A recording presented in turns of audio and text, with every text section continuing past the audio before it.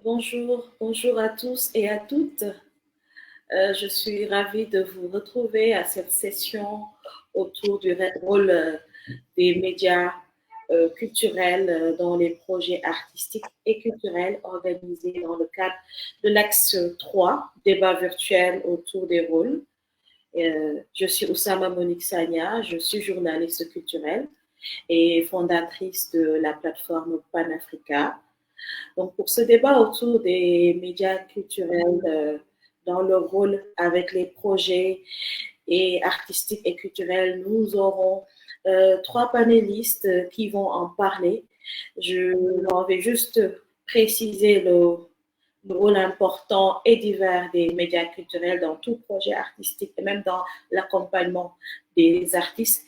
Et pour parler de tous les contours de ce rôle, nous avons aujourd'hui avec nous dans ce panel Nida Chibegui. Elle est attachée de presse culturelle dans plusieurs festivals. Publics et privés. Elle s'occupe essentiellement de la presse nationale et internationale pour des événements et projets culturels. Nidal est aussi la rédactrice en chef du magazine No Culture, qui est spécialisée dans la critique d'art en Afrique. Nidal est doctorante en sociologie et ses travaux de recherche sont essentiellement axés sur les politiques culturelles et la professionnalisation des métiers de l'art annexe en Tunisie. Bienvenue à Nidal Chmengi. Bonjour Nidal. Bonjour à toutes et à tous. C'est vraiment un honneur de participer avec vous aujourd'hui au panel. Même si c'est virtuel, ça reste quand même très important d'en parler, surtout de ce sujet dans cette conjoncture. Voilà. Merci. Et avec nous également, nous avons Bénédicte Massinet. Elle est journaliste depuis 20 ans. Elle est intéressée par les sujets culturels et des arts en général. Quelques années plus tard, quelques années d'exercice, elle a intégré les questions de genre et de droits humains dans son cursus, dans son parcours. Aujourd'hui, Bénédicte coordonne Maïs, une agence de communication culturelle et de booking au Mozambique. Bienvenue à toi, Bénédicte.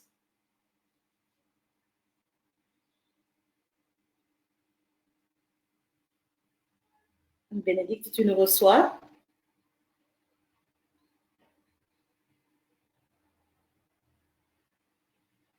Je pense que Bénédicte ne nous entend pas. À tout moment, tu peux me redemander la parole pour ton bonjour. Nous avons également Ulvaeus Bologon du Bénin. Il est journaliste au service à la télévision nationale du Bénin. Ulvaeus est le coordonnateur du réseau des journalistes culturels francophones de l'Afrique de l'Ouest. Bonjour à toi et bienvenue Ulvaeus. Bonjour Oussama, bonjour à toutes et à tous. C'est un plaisir de participer à ce panel, surtout d'échanger sur une question, on va dire, aussi contemporaine que celle qui nous réunit ce matin. Merci. Bien, merci. Donc, nous allons tout de suite passer au vif du sujet. Notre sujet du jour, je rappelle, c'est le rôle des médias culturels dans les projets artistiques et culturels. Et je vais juste préciser, hein, quand on parle de médias culturels, c'est tous les médiums qui se consacrent exclusivement ou qui consacrent une grande ligne programmatique aux arts et à la culture. Et quand nous parlons également de projets culturels et artistiques, nous intégrons les projets des artistes, nous intégrons également les événements, festivals et autres. Je vais donner la parole rapidement à Nidal pour qu'elle nous donne ses impressions quand on évoque le sujet, le rôle des médias dans les projets artistiques et culturels. Quels sont les rôles des médias ou quel rôle peuvent jouer les médias culturels dans les projets artistiques et culturels, Nida Chling? Alors, Oussama, rapidement, je te promets rien, hein, mais bon. Donc, la question est très très intéressante parce que étant donné que je suis attachée de presse dans plusieurs événements, spectacles, festivals, projets artistiques, etc. Donc, la question se pose toujours dans le sens où, oui, mais à quoi cette relation entre artistes et médias, dans quelle optique on pourrait l'envisager et c'est un peu entre guillemets, ça sert à quoi?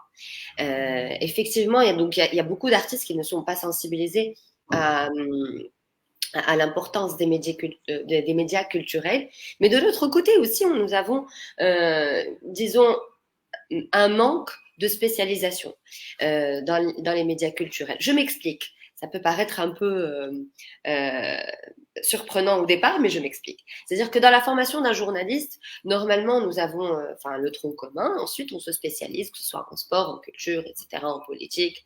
Je ne vous cache pas que, étant donné que je travaille en tant qu'attaché de presse locale, donc nationale, en Tunisie, mais à l'échelle internationale, la conjoncture économique aujourd'hui fait en sorte que le journaliste ne peut pas se spécialiser. C'est-à-dire qu'aujourd'hui, les médias préfèrent quelqu'un qui touche un peu à tout.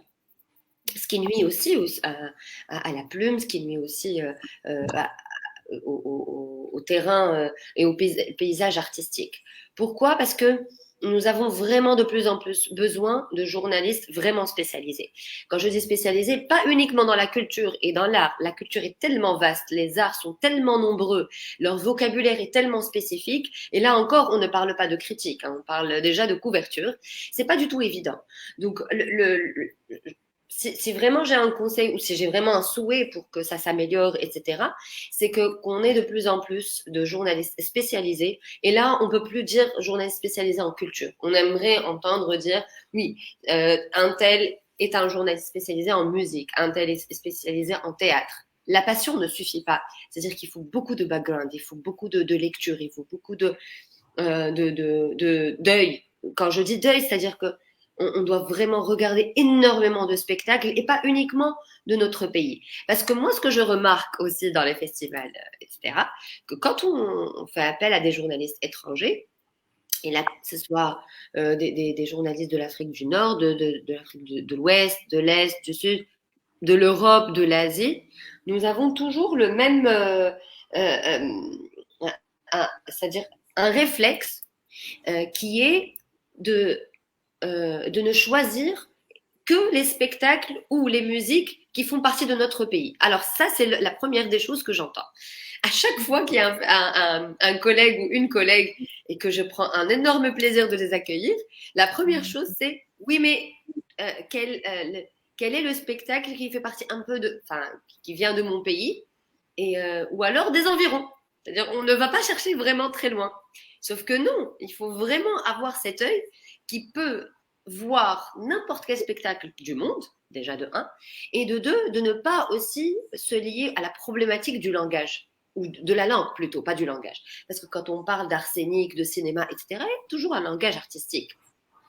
De ne pas s'arrêter à la langue et de ne pas trouver que la langue est un handicap, même s'il n'y a pas de surtitrage. C'est-à-dire que j'encourage toujours, et je m'encourage moi-même, hein, d'aller voir des spectacles, d'aller écouter de la musique qui ne fait pas partie ni de ma langue maternelle, ni de ma langue parlée. Et ce qui nous crée aussi un éventail beaucoup plus intéressant de langage artistique, que ce soit spécifique à la danse, à la musique, etc. Et la deuxième chose qui serait encore plus intéressante, c'est la discussion, pas l'interview. Alors, il y a une grande différence. Parfois, on a tendance à faire des interviews discussions. Ça fait un peu trop long.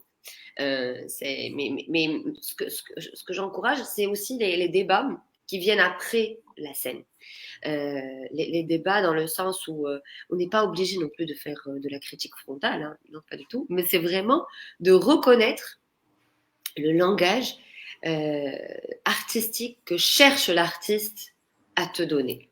Ou alors, on peut aussi parler de son ressenti, de ses références à nous, pour justement faire en sorte que ce soit beaucoup plus riche en termes de discussion, en termes d'interview, ça peut même nous aider à faire une très belle introduction, un très beau château de notre article, une belle introduction pour notre émission, etc., etc.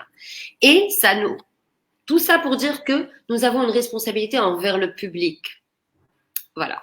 Donc, quand on dit médias culturels, c'est pas juste pour la visibilité de l'artiste, c'est pas juste pour l'ego de l'artiste, c'est pas juste pour le dossier de presse de l'artiste. Non, c'est aussi un médiateur Quand on dit un média, c'est aussi un médiateur avec le public, de par le public, qui va vers le public, qui donne des éléments de langage, qui donne des éléments d'analyse, qui donne des éléments de rêve, pourquoi pas, à ce public, qui, en fait, ça alimente un peu cet écosystème. Quand on dit média, culturel spécialisé, etc., artistes et public, ces trois maillons ne peuvent pas être dissociés. Parce qu'ils forment justement cette chaîne avec laquelle on peut avancer, avec laquelle on peut travailler, avec laquelle on peut aussi penser à des choses et se permettre artistiquement des choses, et en tant que journaliste, se permettre de donner des éléments de langage pour le public, et pourquoi pas des éléments de réflexion à l'artiste pour un prochain spectacle ou pour améliorer son spectacle dans le bon sens. Là, je ne dis pas améliorer dans le sens on a la science infuse, mais non du tout. Chaque discussion, chaque débat peut alimenter la réflexion et peut faire en sorte qu'on peut faire évoluer la création, le côté artistique, le côté esthétique, le côté... Enfin voilà. Donc un journaliste ou les médias culturels ont énormément de responsabilités. Il ne suffit pas de couvrir, pour décrire. Non, ça va au-delà. Et c'est un métier vraiment de passion. Hein. Moi, quand j'en parle à mes étudiants je leur dis, je vous encourage à le faire par passion. Parce qu'on ne peut pas écrire sur la culture sans l'aimer. Sans pouvoir passer des heures et des heures entre répétition, prise de son, le spectacle, après le spectacle, etc. Donc c'est un temps, c'est une temporalité autre que dans d'autres spécialités peut-être. Je m'y connais pas, je vais pas en parler. Voilà, donc c'est une temporalité autre, c'est un langage autre, c'est beaucoup de lecture aussi. Un journaliste culturel, même de renommée, n'arrête pas de lire. La lecture aussi fait partie de notre travail. Quand on dit lecture, ça peut être des articles de collègues, ça peut être des articles d'autres critiques, ça peut être d'un autre continent, du même continent, etc. Ça peut être des livres. Donc voilà. J'espère que ça n'a pas été très long, mais Ça va, c'est intéressant. je préfère aussi écouter mes chers collègues et après peut-être penser à un moment de réflexivité, un moment d'échange. Bien sûr, on va revenir Je à peux ne pas m'arrêter, Oussama, donc je oui, m'auto-arrête. c'était intéressant, mais on va passer la parole à Ulvaeus, hein, qui a décliné beaucoup de rôles du média culturel et surtout du journaliste, parce que le média culturel, c'est le journaliste qui l'anime. Et on va donner la parole à un journaliste, je pense, qui est tout le temps sur le terrain et qui coordonne une organisation qui regroupe également beaucoup de journalistes spécifiquement de l'Afrique de l'Ouest. Ulvaeus, est-ce que les rôles décrits par Nidal par rapport aux journalistes dans les projets artistiques et culturels, tu t'y retrouves? Est-ce que l'organisation que tu diriges est en train d'effectuer ces rôles-là dans les projets artistiques et culturels? Et comment est-ce que tu analyses ce rôle que les médias culturels peuvent jouer? Alors, merci Oussama. Il faut dire que l'IDAL a acté comme fait le décor. Parce qu'en effet, le journaliste culturel a l'obligation d'être tout le temps sur le terrain. Tu ne peux pas être un journaliste culturel, parler de culture sans aller vers la culture. Donc, il faut se rapprocher de ceux qui animent la culture. Donc, les artistes, il faut être tout le temps proche des artistes. Il faut tout le temps être proche des acteurs de ce monde-là. Et c'est un peu le rôle que nous faisons, nous jouons un peu au RJC FAO, le réseau des journalistes culturels francophones de l'Afrique de l'Ouest, qui est un réseau dont la mission, justement, est d'œuvrer pour la promotion et le développement à travers les arts, la culture et le journalisme culturel. Qui dit journaliste culturel aujourd'hui d'ailleurs, qui dit culture dit bien économique.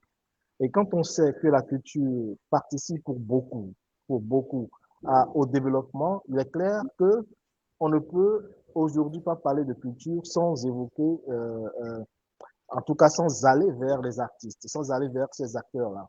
Et l'autre rôle qu'on a au RJCFAO, c'est de contribuer à la formation des journalistes culturels africains.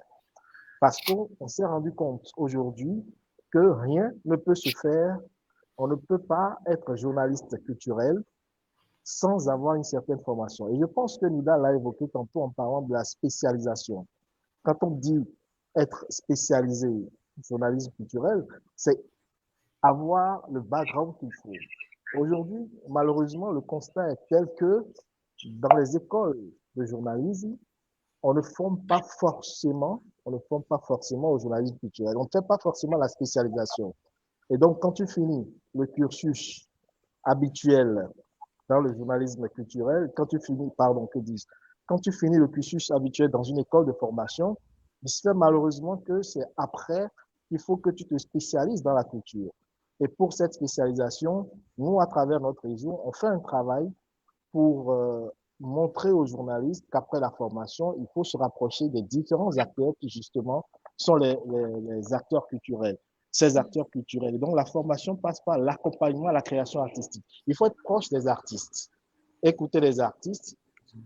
Ce n'est pas forcément pour faire des interviews avec eux, mais maîtriser un peu le monde de ces artistes-là.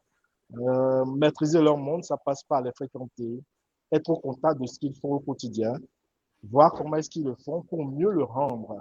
Parce que quand tu ne sais pas ce que l'un ou l'autre le fait, tu ne peux pas rendre, ou plutôt très bien rendre ce que cette personne-là fait. Et donc, il faut être proche, justement, des artistes-là pour mieux rendre ce qu'ils font. Et ça passe par la formation continue, ça passe par des renforcements de capacités qui sont très importants. Et le fait d'être presque tout le temps sur les festivals permet aujourd'hui aux journalistes culturels de voir comment cela se passe. Les artistes, un festival de façon classique, comment ça s'organise. Qui sont tous les acteurs qui sont réunis autour de cette organisation-là? Comment est-ce que chaque acteur de cette organisation-là fonctionne? Donc, la chaîne fonctionne de quelle manière? Et c'est là que je rejoins Nidal quand elle parle de spécialisation, quand elle parle d'être proche de ceux-là qui animent justement la culture. Et donc, c'est un peu le rôle que nous jouons au RJCFAO. Nous accordons une certaine place à la découvrabilité des artistes et de leurs œuvres. Donc, voilà un peu ce que je peux dire à l'étape actuelle. Donc, je parlais donc de la formation, qu'il faut aller au-delà de la formation qu'on a dans les écoles de journalisme.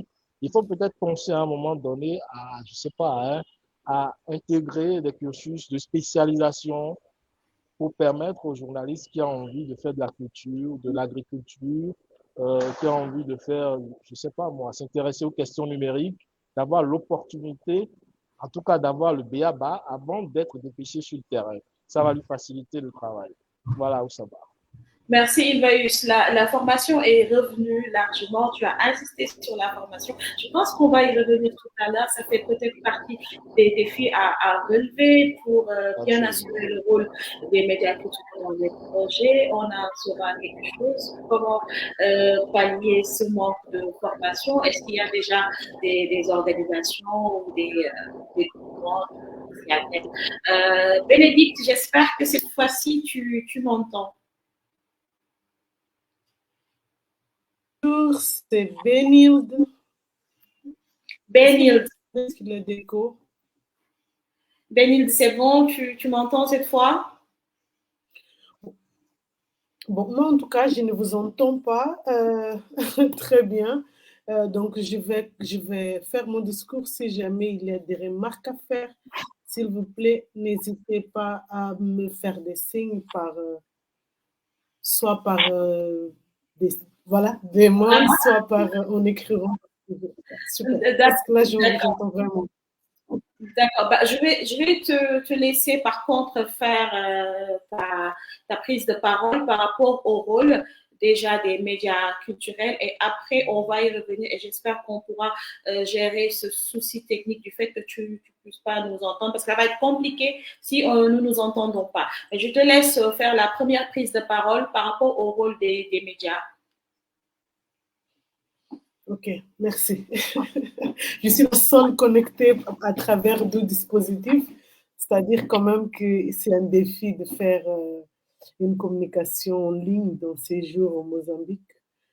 J'imagine que vous êtes en train d'accompagner tout ce qui se passe au niveau des manifestations liées au prix des taux de communication d'Internet, etc. Donc, cela aussi va compliquer, bien sûr, notre rôle en tant que journaliste, parce qu'aujourd'hui, si nous voulons parler de journalisme culturel, nous parlons aussi des médias, je vais dire, traditionnels, mais aussi des médias digitaux qui nous permettent d'accompagner, de suivre le mouvement artistique et culturel dans le monde, mais aussi de faire part, de participer à travers nos interventions, d'un côté aussi à travers notre expérience, à travers notre savoir-faire. Donc, c'est un peu compliqué, oui, bien sûr, de parler du rôle, c'est assez élargi, cette thématique, mais je vais surtout essayer ici de me pencher sur la compréhension nécessaire de qu'est-ce qui est la culture, de qu'est-ce qui est l'art. Chez nous, nous avons aussi une habitude de dire moment culturel. C'est vraiment une grande critique que nous faisons depuis des années au Mozambique, en disant à chaque événement que nous avons, à chaque initiative plutôt politique, sociale, économique, il y a toujours un moment culturel, comme si la culture, elle se restringir, c'est seulement le moment de la performance, en fait. Et alors que la culture, ce n'est pas seulement le moment de la performance, mais elle est tout ça. C'est le moment de la performance, bien sûr, mais c'est tout un travail de recherche, c'est tout un travail de discussion, c'est tout un travail de déconstruction aussi des phénomènes et des mouvements et des façons de vivre et d'être de la façon sociale. Donc, je veux dire que notre rôle, c'est tout à fait, tout d'abord, de comprendre ces mouvements, ces façons d'être et de vivre en société, en corrélation, je vais dire, avec la manifestation, la discipline artistique, et essayer de passer au public, soit à travers une critique, c'est possible aussi de le faire, mais soit à travers, comme disait ma collègue récemment, ici dans ce panel, vraiment d'exposer ce que nous avons vu et vécu avec une interaction avec un artiste ou avec un mouvement, avec une discipline. Donc, je pense aussi que notre rôle est aussi, en ce moment, je ne sais pas si je m'éloigne un peu de ce que vous m'avez demandé, mais je pense aussi que notre rôle, c'est aussi d'essayer de, entre guillemets, faire comprendre, je ne sais pas si c'est le moment déjà de parler de ça, les grands bailleurs de fonds, les grands bailleurs de financement, je vais dire comme ça, l'impact la culture, elle peut avoir dans la société. C'est-à-dire, un de mes collègues qui était aussi parler aussi de la question de parler de la culture, c'est aussi parler d'une tâche, d'un sujet aussi économique. Aujourd'hui, nous suivons des industries culturelles et créatives, c'est-à-dire que c'est un écosystème, c'est-à-dire que c'est une façon aussi d'impacter la vie des gens, la vie des communautés, mais aussi de gérer de l'argent, bien sûr, mais aussi de gérer une conscience. Et voilà pourquoi, dans mes petites bullet points que j'ai partagées avec vous, j'ai parlé un petit peu aussi de la culture affichée. Et je pense que cela, vous allez me poser des questions plus tard. J'espère vraiment que vous m'avez entendu. Merci. D'accord, Bénine.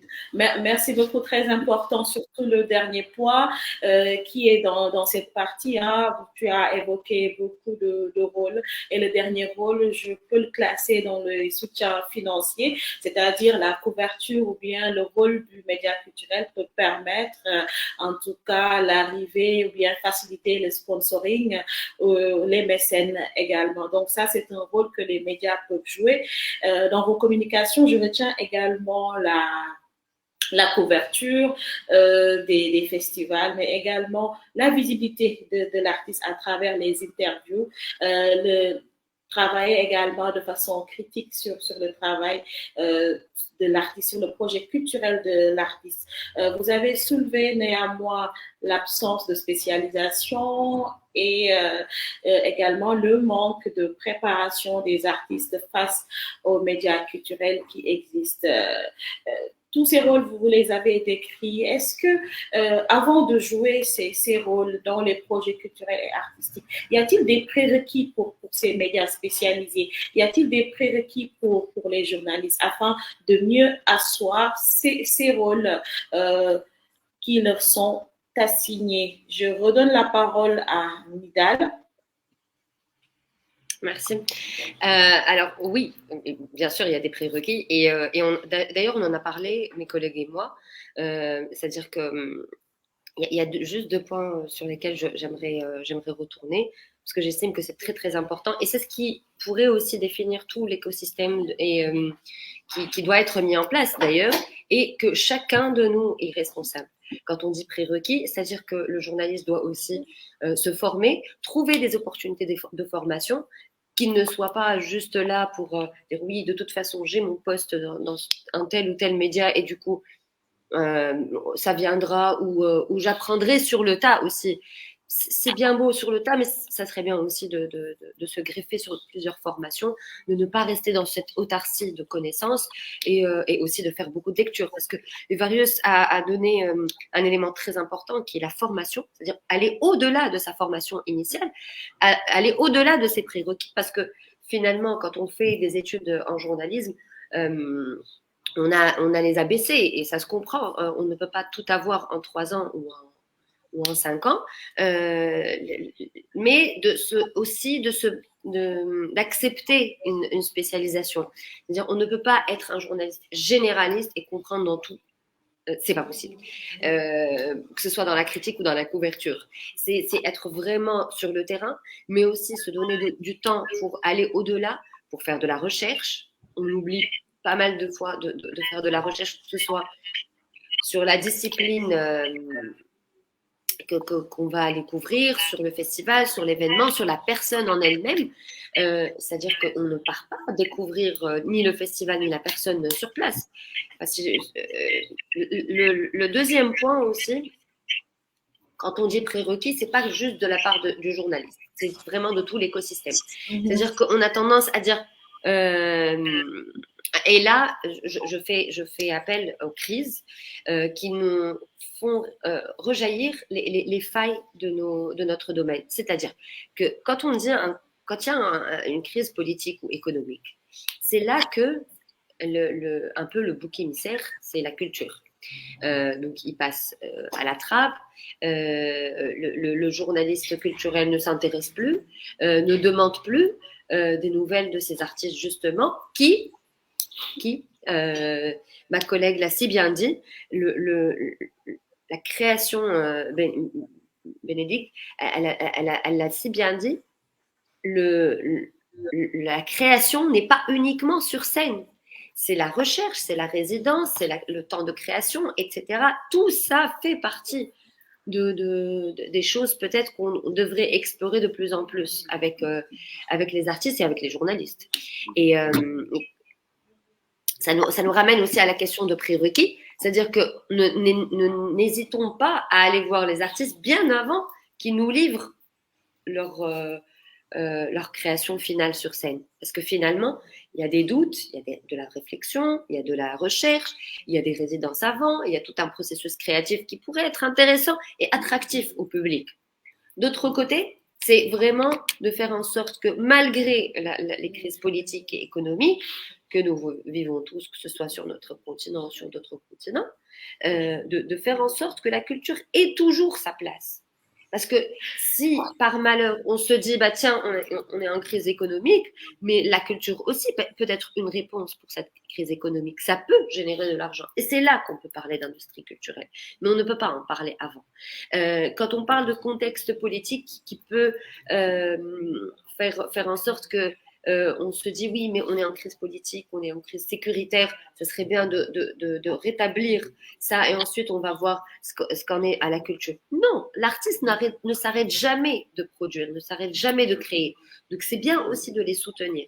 Que ce soit, là je parle de l'État, de la représentation sociale, des journalistes, tout ce beau monde doivent être conscients qu'un artiste, quand il nous livre, que ce soit un film ou un travail sur scène, le processus créatif est beaucoup plus long que ce que l'on croit, beaucoup plus long ce que l'on voit. Et ça, c'est très important.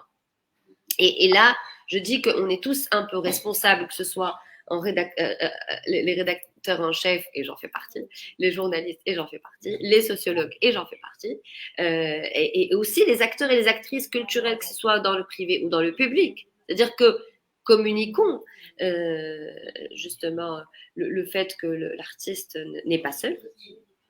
Il n'est pas seul. C'est pas parce qu'on le voit seul sur scène, par exemple, mais il n'est pas seul.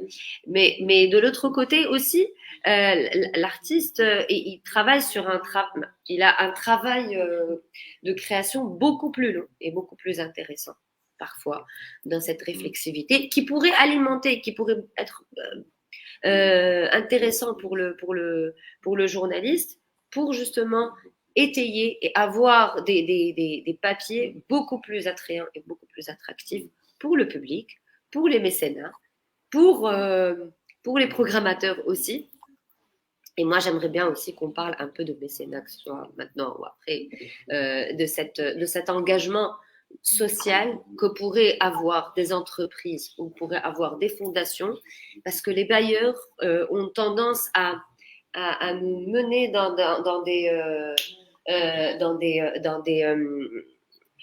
des commandes, alors que non, on ne devrait pas justement commander à l'artiste des choses. Et là, on le voit de plus en plus, c'est-à-dire qu'on commande de plus en plus des choses, et l'argument principal, c'est l'argent.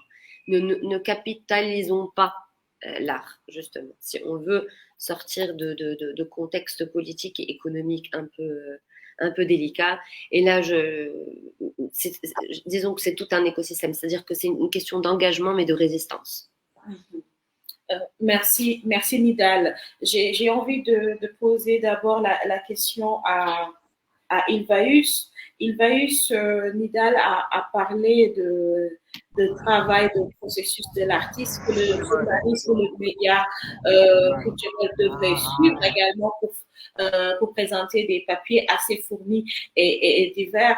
Ma question, c'est est-ce que des fois c'est facile, c'est très facile l'accessibilité des artistes à connaître leur projet artistique, les suivre pour pouvoir donner ça au public avant que tu ne viennes au défi de la formation, parce que ça, tu en as parlé tout à l'heure lors de ta première prise de parole, Ibaïus. Oui, en fait, je pense que Nidal m'a, ce qu'on pourrait dire de façon basique, m'a marché sur la langue. Un peu pour dire qu'elle a abordé des aspects que je pensais aborder. C'est-à-dire que quand je parle de la culture comme étant un bien économique, je veux mettre l'accent sur le fait que la culture aujourd'hui, elle est, on va dire, transversale. Elle se retrouve un peu à la croisée des chemins, même de toutes les questions liées au développement. On n'en a pas souvent conscience. Mais qui dit journalisme culturel embrasse tous les secteurs du développement durable. On parle culture, on parle changement climatique, on parle terrorisme, on parle développement. Parce que non seulement la culture est un atout pour l'atteinte des objectifs du développement durable, mais également un atout pour la promotion de la paix. Et ça, justement, très peu de gouvernants sont conscients de cela. Très peu de gouvernants aujourd'hui ont conscience qu'ils peuvent utiliser la culture, pour générer de l'économie. Bon, ceux qui y arrivent aujourd'hui, ils le font surtout parce qu'ils ont un certain background, ou plutôt un certain amour pour les arts et la culture. Et ces personnes-là, aujourd'hui, c'est eux qui sont les dirigeants qui misent beaucoup, c'est mécènes qui misent beaucoup également sur la culture parce qu'ils savent que derrière, cela peut générer beaucoup d'argent, cela peut permettre aux populations de promouvoir. On peut passer par la culture pour parler aux populations. On peut passer par la culture pour aider les populations à promouvoir la paix. C'est autant de choses que beaucoup ne maîtrisent pas. Alors, le processus de création d'un artiste, il faut que le journaliste soit présent. Il ne suffit pas aux journalistes de débarquer sur le lieu de vernissage, par exemple, pour constater que des tableaux sont exposés ou d'arriver sur un festival pour découvrir un artiste. Il faut que le journaliste culturel déjà prenne sur lui, par exemple, s'il doit être sur un vernissage, s'il est spécialisé dans ce genre de sujet, qu'il prenne la peine de fréquenter justement les artistes dans leur processus de création et donc aller les voir dans leurs ateliers, passer du temps avec eux, s'asseoir, même ne rien dire, mais le regarder en train de faire ce qu'il sait faire le mieux. Ce n'est que de cette façon que lui, il peut après rendre ce qu'il voit. Parce qu'après, quand c'est exposé, il y a plusieurs interprétations. Mais lui, en tant que journaliste, pour avoir été proche de l'artiste dans le processus de création, il est plus aisé pour lui de parler de l'œuvre finale. C'est très important. On ne peut pas s'improviser journaliste culturel aujourd'hui. On ne peut pas s'improviser, parler de la culture, quitter le néant pour venir parler de la culture, ou simplement parce qu'on a envie de parler culture, ou on a quelques petites notions en culture, dire qu'on est un journaliste culturel. Et la question, elle est assez vaste en fait. Elle est assez vaste. Il y a beaucoup de choses qu'on pourrait dire. Alors, revenons sur l'aspect de la formation. C'est vrai que nous, on se dit que on ne peut pas être un journaliste spécialisé sans avoir une certaine formation. C'est très important de se cultiver, c'est très important. Derrière, après avoir eu son diplôme au bout des 3 ans, Nida le disait, en 3 ans, 5 ans, c'est pas évident qu'on ait tout ce qu'il faut. On peut apprendre sur le tas, mais en apprenant sur le tas, il faut chercher à avoir des certifications, il faut chercher à avoir des formations pratiques pour mieux renforcer ses acquis, mieux renforcer ce qu'on a appris sur le terrain. Et il y a beaucoup d'organisations culturelles aujourd'hui qui offrent, en tout cas, ces opportunités-là aux journalistes. S'ils ne le savent pas, eh bien, c'est le moment de le savoir parce qu'il y a beaucoup d'organismes. Nos cultures, par exemple, qui nous invitent ce matin à échanger, fait partie de ces organismes culturels en Afrique qui œuvrent à la formation des journalistes. Le RJCFAO, dont je suis le coordonnateur également, fait ce travail-là. Et en synergie, aujourd'hui, on est appelé à mieux faire ce travail si on veut que la culture, que les dirigeants, les décideurs prennent conscience que la culture aujourd'hui peut être même le premier levier du développement dans certains pays. On sait que les gens misent beaucoup plus sur la culture que sur l'or blanc, sur bon, le pétrole, on ne va pas en parler. Mais on sait que la culture, à défaut d'être le premier, peut être tout au moins le second. Quand je prends aujourd'hui l'exemple du Bénin, dont je suis, le président du Bénin, par exemple, pour son amour pour les arts, il a compris qu'il peut beaucoup miser sur la culture. Et c'est justement ça qui l'a poussé en son temps à œuvrer pour la restitution des œuvres qui avaient été pillées durant la colonisation, donc le retour des 26 trésors royaux qu'on a longtemps chanté. Mais cela n'a pas été possible s'il n'avait pas une certaine culture. S'il avait été un dirigeant sans un background sur les arts, sans un background sur la culture, sans savoir que ce sont des leviers sur lesquels on peut travailler pour accroître l'économie nationale, il n'aurait pas fait tout cela. Aujourd'hui, il a mis en place certaines infrastructures qui permettent, quand vous venez au Bénin, par exemple, de moins vous ennuyer sur le plan touristique. Ça participe également de l'ambition du dirigeant à œuvrer justement pour que la culture puisse être portée haut. Et je disais donc la formation, elle est très importante, je vais finir là-dessus. Rien ne peut se faire aujourd'hui sans la formation spécialisée, parce qu'il faut maîtriser les techniques d'écriture. Quand tu veux parler de musique, il faut savoir comment parler de musique. Tu es critique de musique, il faut savoir l'écrire. Il faut savoir quoi écrire, comment l'écrire.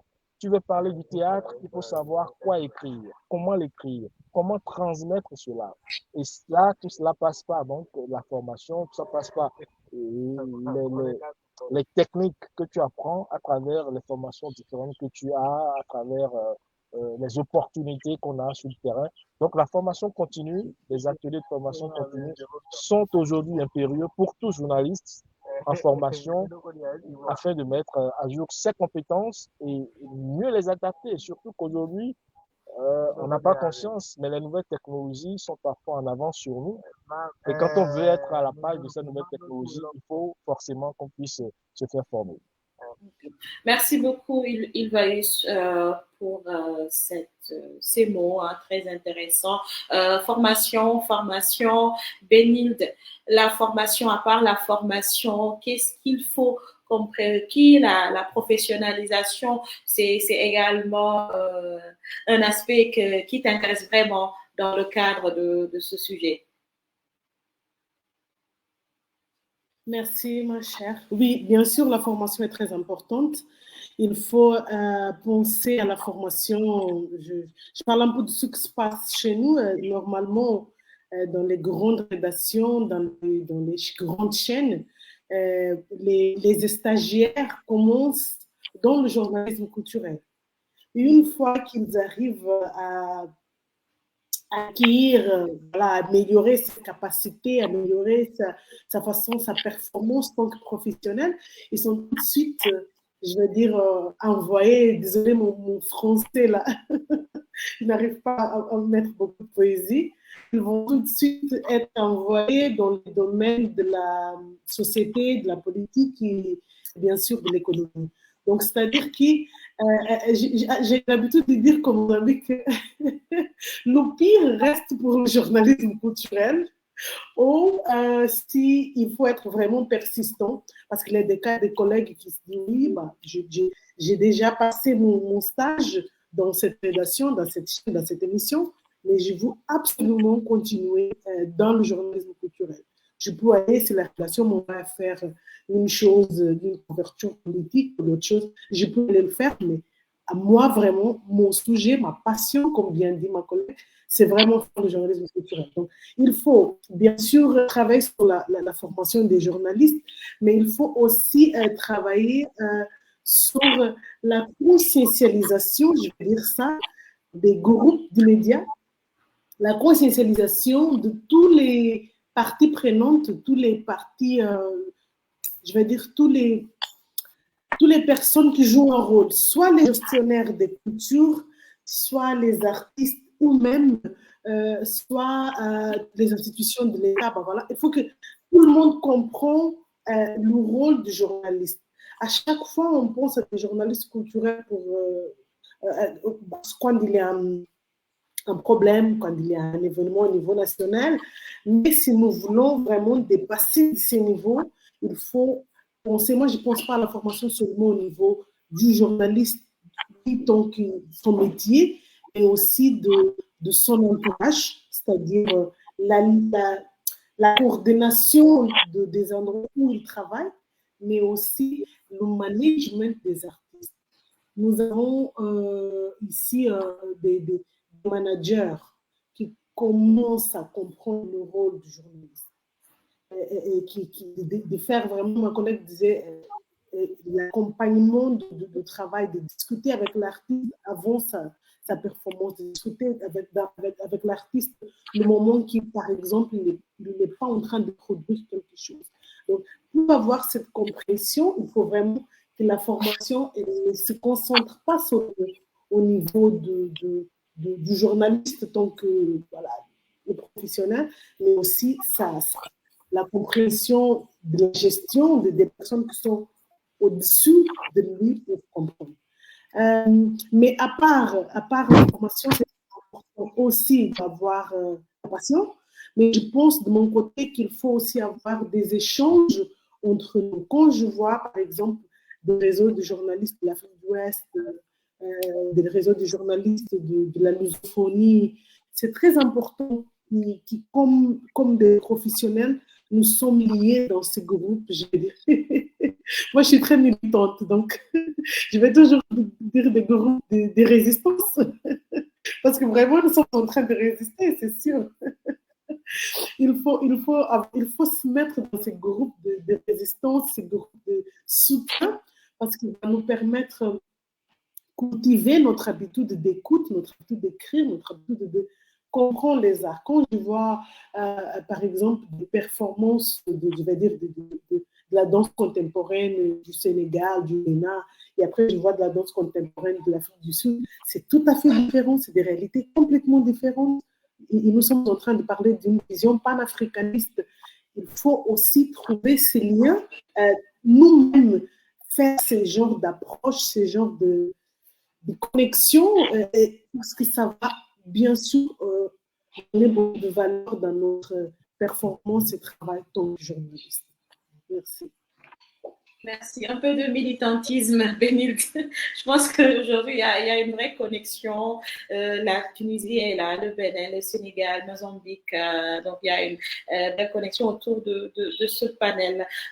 Vous avez insisté plutôt sur la formation. Bénil, je te rassure, hein, ce dernier point que tu as évoqué, le premier point plutôt par rapport aux journalistes qu'on essaie d'orienter vers d'autres spécialisations, alors que nous tous, nous avons commencé à faire nos papiers sur la culture, les arts, mais après, on nous oriente à la politique, à l'économie. C'est partout. Hein. Nous également, ici, il y en a beaucoup qui sont passés par ça, mais il y en a qui résistent, qui essaient de créer du contenu surtout pour pouvoir rester dans ce domaine de la culture. C'est pas facile, surtout quand on est dans un média classique, dans un média généraliste. Et la formation est toujours une démarche personnelle parce que la journaliste est passionnée d'art et de culture et est conscient que pour pouvoir fournir du contenu adapté et digeste, il faut se perfectionner, trouver des certifications et autres. Mais aujourd'hui, est-ce que cette formation dont vous parlez est accessible à tout le monde? Étant donné qu'on parle de médias spécialisés, de médias culturels, et il est noté que les médias culturels qui existent, que ce soit des plateformes en ligne, que ce soit des magazines, que ce soit un autre médium, sont le fruit d'une initiative personnelle. La plupart de ces médiums sont nés de la volonté du journaliste de pouvoir rester dans le domaine des arts et de la culture, d'avoir son indépendance et de se consacrer exclusivement à traiter les sujets culturels. C'est de l'entrepreneuriat des fois même qui s'adonne à faire. Est-ce que pour la formalisation, la formation, ce sera chose aisée pour ces médias spécialisés de la culture, ces médias culturels, Nidal, Ilvaïus, surtout Nidal, parce que vous également, vous êtes la rédactrice en chef de Non Culture, qui est un magazine spécialisé critique. Hein. Il y a d'autres spécialisés dans d'autres domaines artistiques et la plupart du temps, c'est la volonté ou bien l'initiative d'un groupe, d'une personne qui veut poursuivre cette passion et ce désir de communiquer, de faire la promotion des arts et de la culture. Alors, moi j'aimerais bien qu'on définisse un peu le terme formation pour qu'il n'y ait pas vraiment de malentendus et d'ouvrir un peu l'éventail. Dans le sens où, quand on parle de formation, certes, il y a la formation d'un journaliste qui est la base. Plus que basique. Parce que, oui, ça, c'est la base. Disons que c'est les ABC, surtout quand on s'arrête à la licence. Après, moi, je les encourage à faire des masters, à faire de la recherche, etc. Mais quand on dit se former, c'est aussi, par exemple, il y a des formations qui sont disponibles, il y a des opportunités, etc. C'est aussi se former sur le terrain, donc aller se greffer sur plusieurs événements, festivals, etc. pour justement que son œil soit de plus en plus éduqué à des choses, que son oreille soit beaucoup plus imprégnée de thématiques et de termes et de terminologie, parce que ça évolue énormément. Hein. Quand on dit formation, c'est être vraiment à l'écoute de l'évolution de ce genre de métier, surtout dans le domaine artistique, on a de plus en plus de nouveaux métiers, de faire des réseautages. Et c'est très important dans le sens, quand on dit réseautage, on n'a pas besoin de dire oui, je fais partie du réseau panafricain Non, on peut faire notre propre réseautage et faire en sorte que justement, quand je vois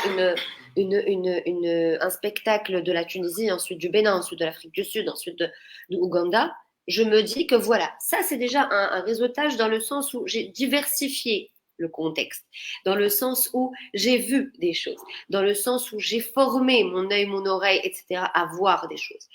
Et le fait aussi de s'intégrer dans la préparation, que ce soit en tant que journaliste, en tant qu'attachée de presse, ou en tant que rédactrice en chef, etc. Parce qu'on a tendance aussi à croire que le rédacteur en chef, il est là juste pour récolter des articles. Alors, pas du tout. On est aussi sur le terrain, on travaille aussi, on a l'œil. On a l'œil dans le sens où pour mieux encadrer, pour mieux peut-être aiguiser des regards pour leur dire oui, en fait, on peut justement poser cette question, on peut aller voir cet artiste dans telle ou telle conjoncture, on peut aussi le pousser à se voir dans un endroit peut-être atypique qui sort un peu du lot ou qui lui rappelle aussi des souvenirs pour avoir le maximum. Et moi, je dis en fait, la finalité de tout ça, c'est l'originalité. C'est-à-dire que si notre article, il est le même que celui que mon collègue, elle est où l'originalité? Il est où le petit... le petit l'épice qui favorise justement cette lecture. D'autre part, ce qui serait aussi intéressant, c'est de se mettre en tant que journaliste culturel, en tant qu'acteur culturel. Parce que nous ne sommes pas là juste pour être les médiateurs entre le bailleur de fonds et l'artiste ou entre l'artiste et le public. Non, on est aussi acteurs et actrices qui font partie d'un écosystème de la culture. Et si on arrive à intégrer ça dans tous les pays, je pense que même en tant que visibilité, l'artiste pourrait gagner plus. En termes de résistance, on pourrait se permettre de parler de problématiques culturelles et artistiques dans nos pays. On pourrait aussi faire en sorte on peut rentrer dans un processus justement de transition démocratique et par là, on peut, par nos billets, nos articles, nos critiques, nos médias, faire en sorte de sensibiliser justement l'État qui se désolidarise de plus en plus, qui ne veut plus avoir affaire à la culture parce que la culture, c'est toujours le maillon faible. Non, rendons la culture un maillon fort, justement, que ce soit économiquement parlant, politiquement parlant, socialement parlant.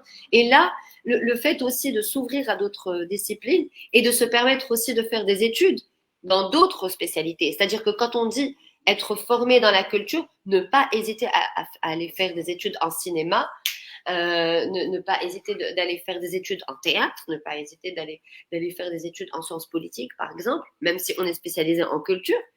De s'ouvrir à d'autres formations, et pas que en journalisme culturel. Donc s'ouvrir, lire énormément, beaucoup de discussions, ne pas hésiter à faire des discussions avec des artistes, avec des programmateurs, avec des distributeurs, avec de nouveaux métiers pour savoir déjà eux ce qu'ils font comme métier, pourquoi ce nouveau métier doit exister, pourquoi l'État peut-être les reconnaît ou ne les reconnaît pas, quel serait notre apport et notre impact quand il s'agit de résistance et c'est là qu'on pourrait parler d'acteurs et d'actrices culturelles. C'est-à-dire que les acteurs et les actrices culturelles, ce ne sont pas juste les directeurs de scènes ou de festivals ou d'artistes. Non, les journalistes culturels font partie de cet écosystème, même si l'écosystème peine vraiment à trouver sa place et peine à trouver son équilibre. Mais justement, les journalistes sont là pour ça. C'est-à-dire que si on a une bataille à mener dans le culturel, les journalistes doivent être là. Si on a un débat à mener sur une situation, ils doivent être là. Il faut aussi arrêter de refuser de se mettre de côté quand il y a une crise politique, quand il y a une crise sécuritaire, quand il y a une crise économique. Non, ça ne doit pas vraiment être... La culture ne doit pas être pensée comme étant un divertissement quand tout va bien. On a compris que depuis des années, rien ne va plus. Donc, si on va attendre que tout va bien, ça va être un peu pénible et un peu compliqué. Donc, prenons les devants, prenons la scène. Il faut aussi pousser les artistes à aller sur cette scène, les soutenir aussi, parce qu'il y en a beaucoup qui font de la résistance et qui font des scènes alternatives, qui font des scènes émergentes, Et il faut les soutenir aussi. Et franchement, les soutenir, c'est pas juste écrire leur synopsis dans un article et le mettre dans une plateforme. Non, c'est pas comme ça. Donc ça, c'est vraiment les choses qu'on voit en tant qu'attaché de presse, on voit en tant que rédacteur ou rédactrice en chef, qu'on voit sur le terrain, etc. On essaye de sensibiliser aussi des journalistes culturels, qu'ils soient étrangers ou locaux, et on essaye aussi de les mettre en relation, même si parfois on me dit, mais on n'a pas le même contexte. Mais pourquoi nous mettre en relation? Mets-moi en relation avec un pays qui est proche. Mais non, il ne faut plus réfléchir géographiquement, pas du tout. Les arts et les spectacles et les créations s'universalisent, donc pourquoi pas? On peut avoir aussi des échanges très intéressants sur nos pays, de par le monde, de par les continents, de par les mers, de par les océans, et ça pourrait alimenter ou peut-être nous donner de nouvelles idées pour développer des choses, que ce soit pour la culture ou l'art. Ces frontières que nous avons à l'esprit qui font que même lors des festivals, tu l'as évoqué tout à l'heure, on cherche toujours l'artiste. Alors que ce sont des frontières de colonisateurs, donc elles n'ont aucun sens. Il faut s'en départir et on puisse offrir au public les travaux artistiques de façon très vaste, très large, et ça permet au public même de découvrir d'autres profils artistiques. Ilvaïus, les contraintes. Est-ce que aujourd'hui, en tant que média, on a des contraintes pour accomplir bien ces prérequis de formation, de spécialisation, d'approche des artistes? Merci Oussama. Est-ce qu'on a des contraintes? Eh bien, on a des contraintes dans tout ce qu'on fait au quotidien. On a des contraintes, les médias ont des contraintes également. Tu le disais tantôt, la difficulté ou plutôt la portion congrue que les médias aujourd'hui accordent à la presse et par ricochet aux journalistes culturels fait également que très peu de journalistes veulent investir le secteur culturel.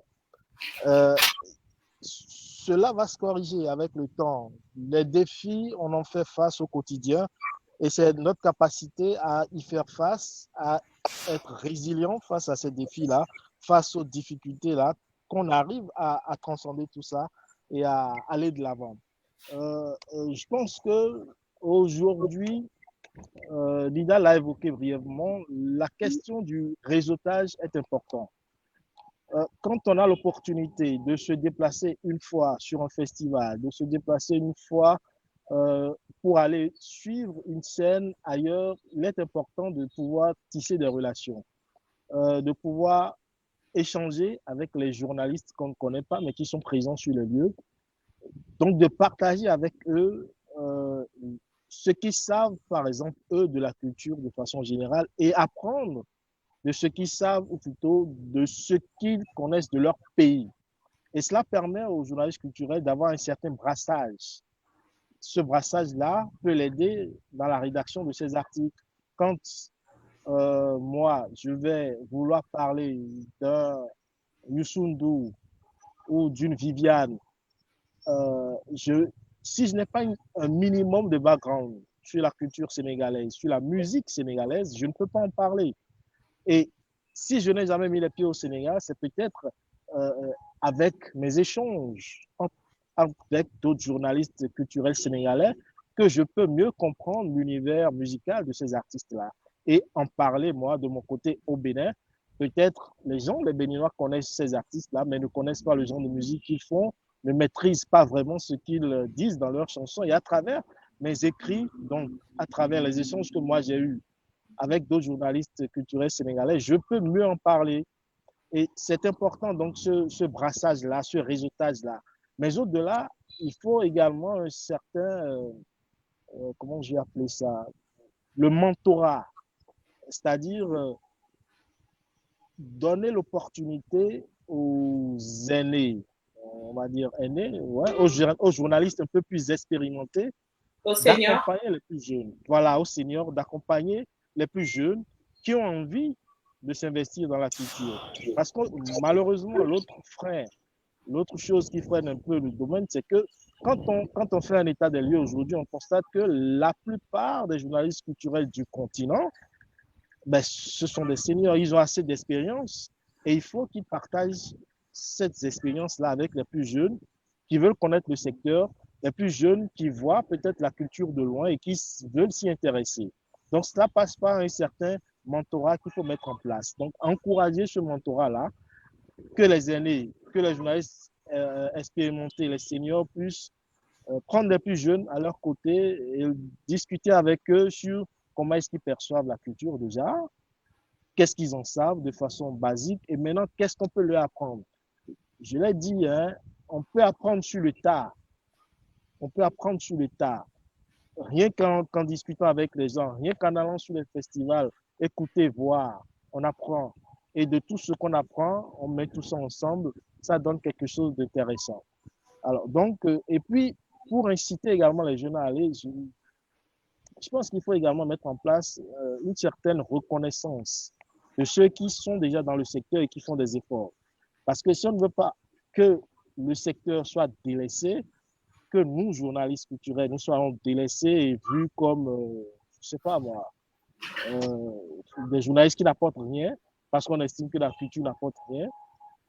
Donc, il faut qu'on mette peut-être en place des reconnaissances, des prix pour inciter ceux qui sont déjà dans le secteur, ceux qui travaillent à la visibilité de ce secteur-là, les inciter, les encourager à faire davantage. Donc, je pense que nos cultures font cela déjà avec des prix qui, notamment danse, musique et tout ça. Donc, je pense qu'il faut renforcer cet acquis-là, pousser, ou plutôt inviter d'autres organisations à aller dans le même sens. Et puis maintenant, il y a le plaidoyer qu'il faut faire également à l'endroit des organisations et des fondations. Ces entités-là, ces institutions-là, aujourd'hui, sont d'un apport certain pour les journalistes culturels, d'un apport certain pour le secteur culturel déjà de façon générale. De telle sorte que comment je vais dire ça, le fait de permettre à un journaliste de quitter un point A pour aller à un point B, pour découvrir de nouvelles choses, cette découvrabilité qu'on met en place, cette mobilité, voilà, qu'on met en place, c'est très intéressant parce que la mobilité engendre le brassage culturel et le brassage culturel ne peut qu'engendrer que des articles de bonne facture. Je ne sais pas si tu vois un peu ce que je veux dire. Je vois beaucoup ce que tu veux dire. Pas un peu, Ivaïus.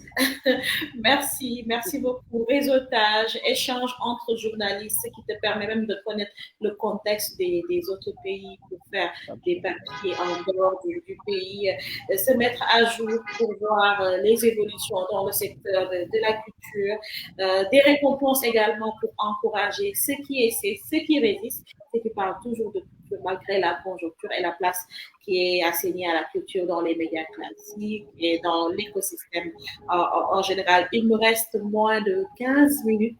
Je vais poser la question directement à Benid. Si vous avez, Nidal et Ulvaeus, des réponses à cette question, vous pouvez également participer. La question, c'est qu'on a parlé des rôles, hein, et il y a beaucoup de rôles, des rôles qui demandent des prérequis chez le journaliste, qui est déjà journaliste, qui a déjà sa formation en journalisme et qui doit se spécialiser, s'intéresser au domaine artistiques, avec toutes les contraintes et les défis à relever qui ont été soulevés ici. Pour pouvoir exercer ce rôle, il faut être sur le terrain. Et être sur le terrain, c'est approcher l'artiste, mais également être un habitué des grands événements culturels, des festivals en l'occurrence. Comment aujourd'hui se positionner sur les festivals pour avoir un éventail assez large, pour avoir une expérience, approcher les autres, avoir un carnet d'adresses fourni, un réseautage, faire un réseautage. Comment est-ce que le journaliste ou les médias peut se positionner dans ces événements très importants dans la vie du journaliste? Merci Osama, je vois Nidal rigoler, c'est vraiment comment faire ça, c'est être partout parfois. Chez nous, ici, je te cache pas que ça me frustre en fait, mais je veux bien t'écouter. Donc c'est pour ça que j'étais un peu, voilà, un peu inspirée, un peu trop inspirée. Hein. Il y a des réponses à ça. Hein? Voilà, non, non, je te laisse la main et je parlerai juste après, voilà. Merci, merci. En fait, au Mozambique, nous avons normalement les grandes vacances, c'est à la fin de l'année. Donc, la vie, je vais parler plutôt du Maputo, que c'est la capitale. La vie culturelle, elle recommence, on va dire, dernier week-end de janvier, mais c'est vraiment ça, ce dernier week-end de janvier, parce que c'est aussi le début d'une fête, d'une commémoration traditionnelle. Je n'ai pas réussi à expliquer tout de suite en français, mais c'est le début aussi tout de suite d'un festival. Le festival, donc, c'est la première semaine, c'est le 1er février. Donc, il touche la fête traditionnelle au coutumière, qui c'est à la fin du mois de janvier. Donc, on dit vraiment qu'on commence, les portes sont ouvertes vers fin de dernier week-end de janvier. Et donc, les portes sont ouvertes, et tout apparaît en même temps. Tout en même temps. Donc, nous avons l'art contemporain, nous avons le street art, nous avons des fêtes traditionnelles, nous avons des événements du quotidien, nous avons tout. Et comme j'ai expliqué, nous ne sommes pas nombreux. L'année dernière, au Mozambique, nous avons fêté les 10 ans du Festival de la danse contemporaine, du Kinani, Festival de danse contemporaine. Et je me suis rendu compte j'ai regardé autour de moi les collègues, nous sommes les mêmes personnes depuis des années à faire la couverture de ces festivals. Franchement, nous sommes les mêmes personnes dans la majorité des événements. Je parle de Maputo, c'est une ville, oui, c'est une grande ville, mais au niveau des événements, de la vie culturelle, c'est une ville surtout urbanisée, donc c'est les mêmes endroits que nous sommes obligés de partager. Mais notre rôle, comme bien expliqué aussi, comme bien expliqué mes collègues précédents, ce n'est pas forcément seulement de faire la couverture, mais c'est aussi de discuter, de problématiser, de déconstruire.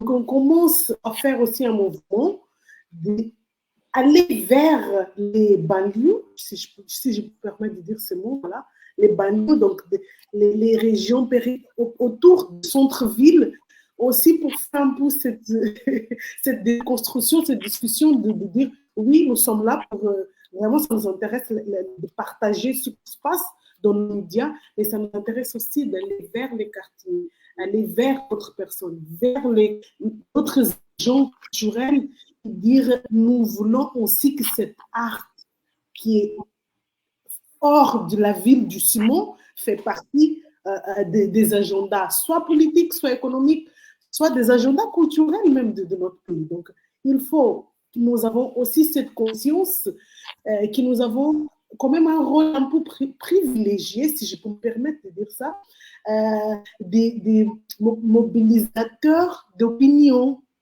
Donc, si nous sommes aussi un peu mobilisateurs d'opinion, si la présence du Levs, d'Osama ou de Nidal quelque part, c'est aussi un positionnement. Hein? Donc, il faut que ça nous permet aussi d'aller dans d'autres endroits.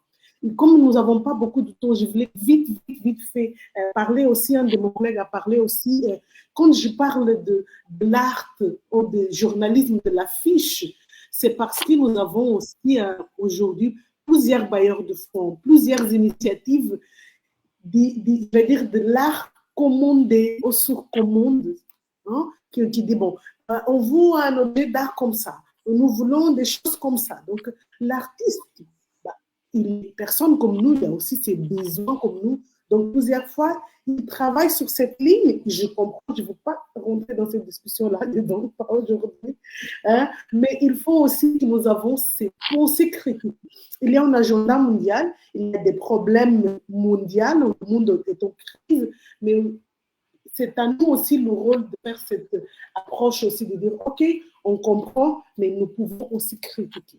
Donc, c'est là quand je parle de la culture de l'affiche ou de journalisme d'affiche. C'est vraiment une tradition directe du portugais. Et j'espère que vous avez vraiment compris.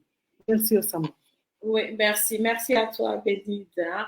Le défi de se déplacer et de se positionner dans les événements. C'est à toi, Nidal. Merci. Merci parce que ça me tient tellement à cœur c'est vraiment une problématique qu'on a, parce que déjà, on a parlé du fait que quand il y a un événement ou un festival ou un vernissage ou autre, c'est les mêmes personnes. Et quand on parle, quand je suis en contact avec des festivals, je leur dis, mais il suffit de ramener 2-3 personnes, 2-3 journalistes culturels d'autres pays, comme ça on recrée un échange, même entre journalistes culturels, d'avoir des conseils, d'avoir des manières de faire, d'avoir des manières d'écrire, ça pourrait régénérer une nouvelle façon de voir les choses. Sauf que économiquement, on le pense vraiment ponctuellement. On se dit, oui, mais on n'a pas le budget, nanana. Je suis désolée, c'est un investissement. C'est un investissement qu'on fait quand on invite des journalistes étrangers. Quand je dis étrangers, bien sûr, c'est étranger par rapport à ce pays-là. Ouais. Ça peut être d'un pays d'à côté ou ça peut être de l'autre côté du continent, comme ça peut être d'autres continents.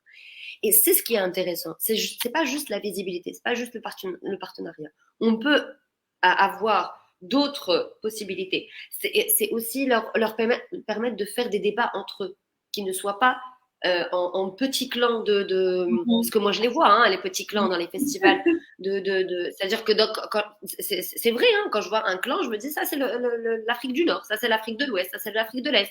Mais non, il faut vraiment mélanger et créer une opportunité de débat. C'est ça en fait ce qui est intéressant.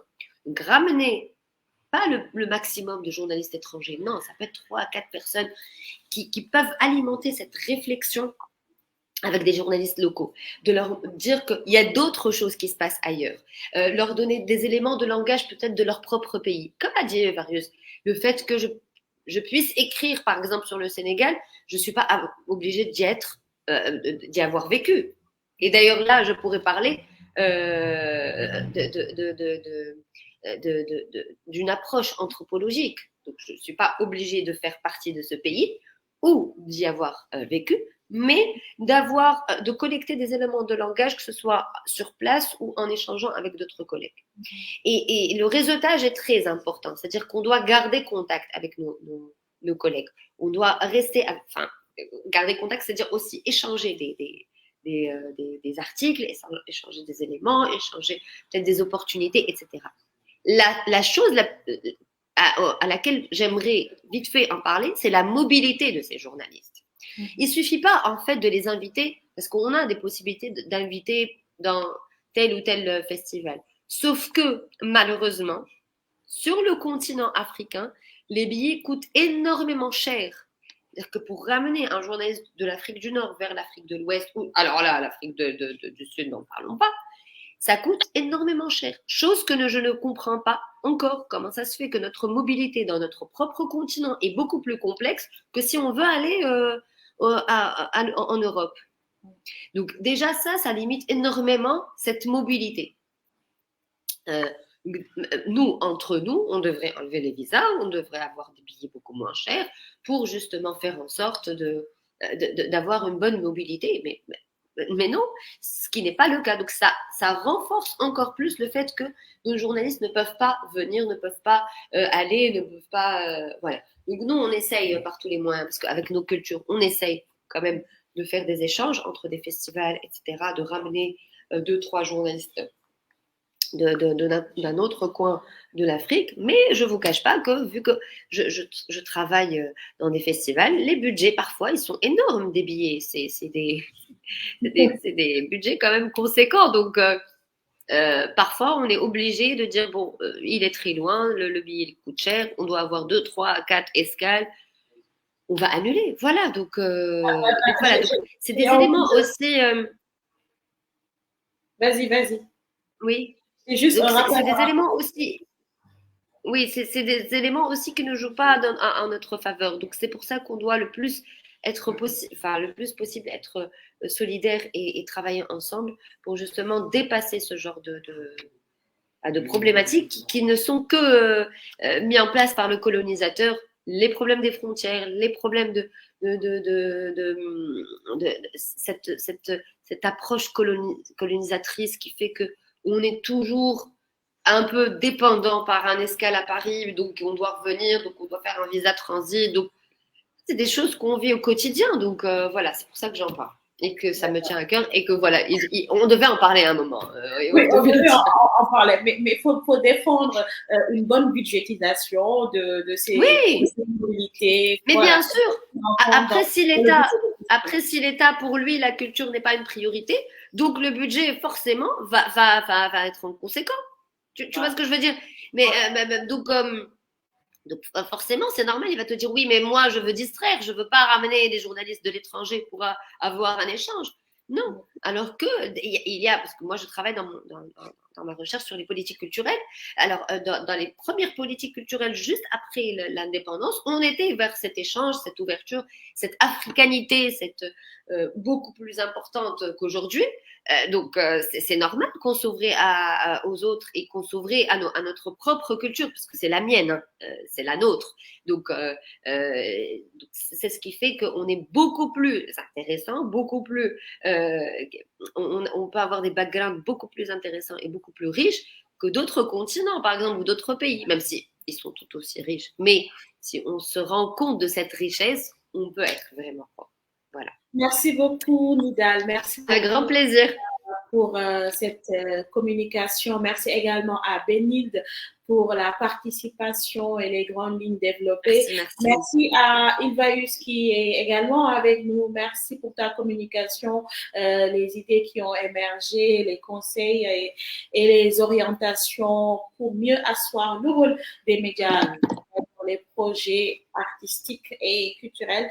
Donc, c'était le temps qui nous est imparti est fini. Nous devons faire 1h15 de panel. Je pense que ce fut très enrichissant et que voilà, les idées qui sont sorties ici pourront être concrétisées et servir. Merci à vous tous et à vous toutes qui nous suivez sur le live. Merci également à nos cultures et à très bientôt. Au revoir Nidal, au revoir.